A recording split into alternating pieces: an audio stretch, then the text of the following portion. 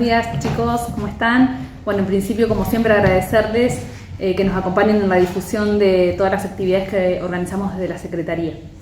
En esta oportunidad, junto al doctor Heredia y junto a Javier, con la coordinación de otras áreas municipales como el área legal y técnica, género y derechos humanos, hemos propuesto una nueva actividad, una charla destinada a la comunidad, pero creemos que el alcance de la charla no solo es para vecinos, sino que también pueden participar instituciones, profesionales, abogados. Es el nuevo régimen de cuota alimentaria en la provincia de Buenos Aires. ¿Y por qué decimos que tiene un gran alcance? Porque hay muchas particularidades que pueden servir a los vecinos, porque esta es una problemática muy común en la provincia de Buenos Aires, y también porque hay nuevas propuestas que los chicos van a comentar con más precisión respecto a cómo hacer los reclamos, de qué manera hacer las presentaciones, y nos parece que es una temática muy enriquecedora y que es importante para trabajar juntos. Bueno. Bienvenido, ¿cómo le va? Buen día, buen día a todos, buen día a la audiencia, muchas gracias por esta invitación. La verdad que sí, agradezco a Magalí la propuesta, la invitación, la preocupación y la ocupación con esta temática. Nosotros este año hemos tenido una reforma legislativa muy importante que entró en vigencia dos leyes se pusieron en vigencia este año, una que comenzó los primeros días de febrero y la segunda que se originó recientemente en abril, que tiene que ver con la modificación que hay en la provincia de Buenos Aires respecto de cómo se va a desarrollar el juicio de alimentos, y una reforma muy importante en lo relacionado al registro de deudores alimentarios morosos. Con estas nuevas herramientas hay que repensar los organismos jurisdiccionales y los restantes operadores jurídicos cómo llevar adelante el proceso de alimentos. Y eso despierta un montón de inquietudes que tienen que ver con cuáles son las novedades, cuáles son las posibilidades de reclamar. Se diseñó todo un proceso nuevo tendiente a que la cuota alimentaria se perciba de manera más rápida posible. Y esto es producto de que, algo que parecía dormido en la sociedad, en la comunidad, despertó de alguna manera. Se hizo un informe y un trabajo muy importante en el año 2022 que tuvo que ver con un documento que hizo público el Ministerio de las Mujeres de la provincia de Buenos Aires en relación a el incumplimiento de la cuota alimentaria. Ese informe arrojó datos sociales muy abrumantes, que tienen que ver con que en la provincia de Buenos Aires 7 de cada 10 mujeres que deberían cobrar la cuota alimentaria no la perciben o la perciben de manera insuficiente. Y ahí hay una gran responsabilidad institucional de todos los actores que están convocados a resolver esta problemática. Desde el Poder Judicial, por supuesto, pero también el Poder Legislativo y el Ejecutivo. ¿Qué hizo el Ejecutivo y el Legislativo? Trabajaron en 2 proyectos de leyes que finalmente fueron sancionados, y en esto hay que rescatar que las instituciones y todos los partidos políticos aprobaron, estas modificaciones. Es un tema común a la provincia de Buenos Aires que despertó la inquietud, y hoy tenemos las soluciones. Y estas normas, ponen en tela de juicio todas las prácticas que se tenían antes de estas reformas legislativas. Cómo se reclamaba la cuota antes y cómo debiera reclamarse ahora. Qué estándares nuevos tenemos incorporados a esta nueva legislación. Y me parece muy importante que el desafío que ha tomado la Municipalidad de Bolívar, que es abrir a la comunidad, algo que no se hace habitualmente, que es abrir a la comunidad una charla donde puedan participar no solo los operadores jurídicos, es decir, no solo los abogados, no solo los profesionales, sino también la gente, el particular. Es aquel a quien va dirigidas o a quienes van dirigidas estas respuestas judiciales, y a quienes también se les suman un montón de inquietudes y que también tienen un montón de mitos. Hay un montón de mitos sociales relativos a lo que es la cuota alimentaria, cuánto debe pagarse, cómo debe peticionarse, qué cubre esa cuota alimentaria. Entonces el desafío que asume la municipalidad es de juntar a ambas partes, ¿no? En mi caso yo estoy en el Poder Judicial, y acercar a los jueces, a la comunidad, me resulta muy, muy importante,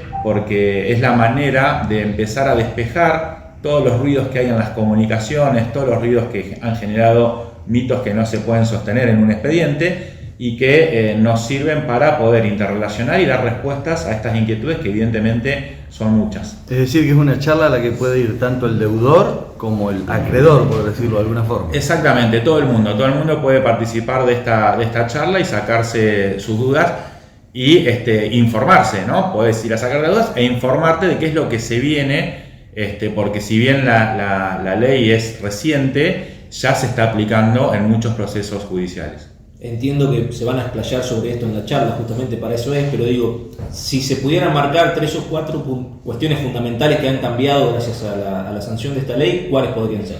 Y las primeras tienen que ver con las normas que se diseñaron para acelerar el proceso. Hay una clara intención del legislador en que el eso proceso, desde el punto de vista burocrático. Desde el punto de vista burocrático. Desde el punto de vista cuantitativo y cualitativo de la cuota, aparece en escena un índice, un indicador de referencia para fijar las cuotas alimentarias, que es el índice de crianza. Para calcular, digamos. Para calcular la cuota alimentaria, que eleva superlativamente los valores de las cuotas alimentarias a como se venían en muchos lugares de la provincia de Buenos Aires fijando. Entonces hay un salto cualitativo en cantidad, en cuanto a monto de dinero, y que tiene que ver con empezar a valorar no solo los bienes y servicios que componen la cuota alimentaria, sino también empezar a cuantificar el costo del cuidado. Aquel progenitor que cuida aporta con ese cuidado a la cuota alimentaria. Sin embargo, hasta el momento no había ningún indicador que lo pudiera cuantificar a ese valor. Bueno, lo que se trabajó durante mucho tiempo, y esto cobró vida en julio del 2023, es la aparición en la vida pública del índice de crianza a nivel nacional. Bueno, la norma provincial toma ese índice como valor de referencia para fijar las cuotas alimentarias. Y van a ver en la charla que realmente hay una modificación sustancial en los valores que habitualmente se manejan en cuanto a esto. Y la otra tiene que ver con una fuerte sanción, la aparición de fuertes sanciones a aquellos deudores que no cumplan la cuota alimentaria. ¿Qué pasa con el tema de la edad? Porque se entiende que hasta que el joven o el hijo esté estudiando, al padre o a la madre que deba aportar, tiene que seguir aportando el dinero por más que no sea menor de edad. Exactamente, pero en eso no hay modificaciones en esta norma procesal. El Código Civil nuevo entre comillas, ¿no? Pues ya estamos a punto de celebrar sus primeros 10 años, entró en vigencia en el año 2015. Ahí se establecieron las distintas pautas, eso tiene que ver con las normas de fondo. Se establecieron las pautas hasta dónde o hasta qué edad se debe cuota alimentaria, y ahí tenemos 3 rangos. El que va de 0 a 18 años, que tiene que ver con lo propio de la minoría de edad, es decir, a los menores de edad se le debe alimentos hasta los 18 años. Y después tenemos otras 2 franjas, que es de 18 a 21 años. De 18 a 21 años, aquel joven que estudia o que se forma no tiene la carga de probar nada más que su edad y que continúa cuando estudia, y en todo caso es el progenitor que no quiera pasar cuota alimentaria que va a tener que probar que ese joven desarrolla actividades que le permitirían procurarse por sí mismo los alimentos.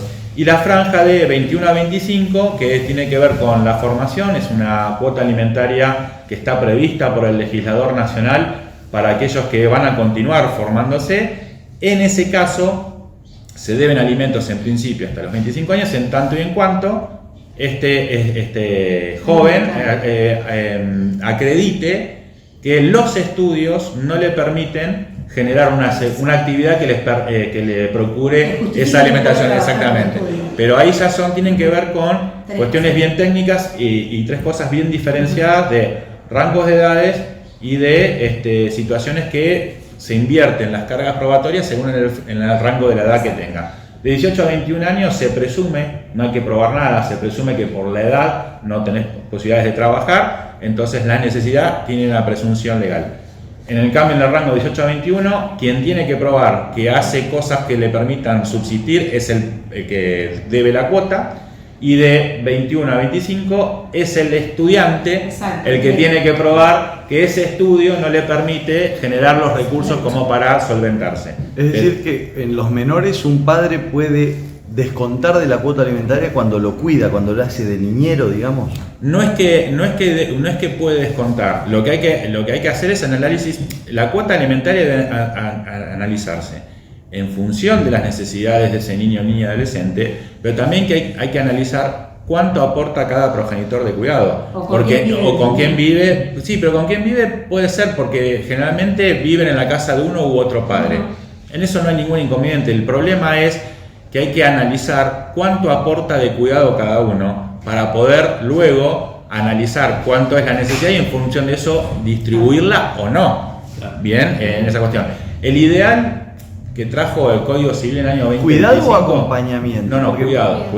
¿Y qué se entiende por cuidado? Cuidado es hacerte cargo de él, de la crianza, que tiene que ver con que pase tiempo con vos, pero que te dediques a llevarlo al club, a llevarlo a la escuela, a hacer los deberes, bañarlo, darle de comer. Si hay un montón de cuestiones que tienen que ver con la crianza que se abastecerían o debieran abastecerse en el tiempo que pasa con cada progenitor. ¿Qué pasa cuando están, o sea, que no tiene un sueldo fijo, la persona tiene que aportar, digamos, el aporte de dinero? ¿Cómo comprueba que no puede? ¿Tiene que sí o sí salir a trabajar para pagar la cuota alimentaria? Sí, a ver, uno de los paradigmas que nosotros planteamos en relación a cómo debe determinarse la cuota alimentaria hoy tiene que ver con que históricamente la mayor parte de las decisiones judiciales tuvieron en cuenta cuál era el caudal alimentante y no la necesidad del niño. La cuota alimentaria debe fijarse en función de la necesidad y del caudal del alimentante, pero el primer foco o lo principal en esta cuestión que está, en estos derechos que están en pugna, tiene que ver con la necesidad del niño. Primero tenés que analizar cuál es la real necesidad de este niño, después ver en función de eso si el caudal del alimentante alcanza o no alcanza, y si no alcanza, la ley tiene una solución, que es también la posibilidad de incorporar a los parientes, que cuando el progenitor no llegue a cubrir esa cuestión. Pero lo primero que tenemos que analizar es cuál es la real necesidad. ¿Cuál es el monto de dinero que se necesita para que este niño o niña adolescente tenga cubiertas esas necesidades? En función de eso vemos si nos alcanza con el padre y si no, tenemos un orden de prelación de parientes entre los cuales en el primer grado nos encontramos con los abuelos. Bien, es el típico caso que se presenta hoy en tribunales. Abuelos, han llegado a tíos, ha llegado a haber algún pronunciamiento aislado en relación incluso hasta un padrino, para que se den una idea. No es lo común, pero digamos, el primer familiar que es traído a un proceso cuando no es suficiente el caudal alimentante son los abuelos, y generalmente son los abuelos paternos, ¿no? Porque hay una relación muy dispar cuantitativamente en casos de que son mayormente mujeres las que terminan haciéndose cargo de sus hijos y reclaman a los progenitores esta cuestión. Javier, ¿es una problemática habitual en Bolívar esta? Verdaderamente sí, creo que en todos lados es una problemática habitual la cuestión alimentaria, ¿no? Y más hoy en día con la situación económica en la que se vive. Nosotros verdaderamente celebramos esta iniciativa de la municipalidad, de MAGA, de hacer este tipo de charlas abiertas a la comunidad, porque como bien decía Javier, siempre este tipo de charlas o capacitaciones están destinadas a los operadores jurídicos y no a la comunidad en general, al vecino, al que realmente día a día tiene las dudas y por ahí le cuesta acercarse o al juzgado a consultar o a casa de justicia, o por ahí tiene dudas de ir a ver a un abogado particular. Y bueno, y está siempre, ¿qué es lo que me corresponde? ¿Qué es lo que no me corresponde? ¿Hasta cuándo puedo reclamar? Así que bueno, nosotros celebramos esto, como decía, de que se haga una charla abierta a la comunidad, que todos se puedan sacar las dudas, y máximo aún con esta reforma legislativa que tuvo lugar hace poco. Yo creo que ha nacido también dentro de la sociedad, como decía Javier, una cuestión ahí de interesarse un poco más por la cuestión y comenzar a hacerse determinadas preguntas, ¿no? Eso me parece que también. Así que bueno, invitarlos a todos a que participen de la charla este viernes, 19:30 horas en el club.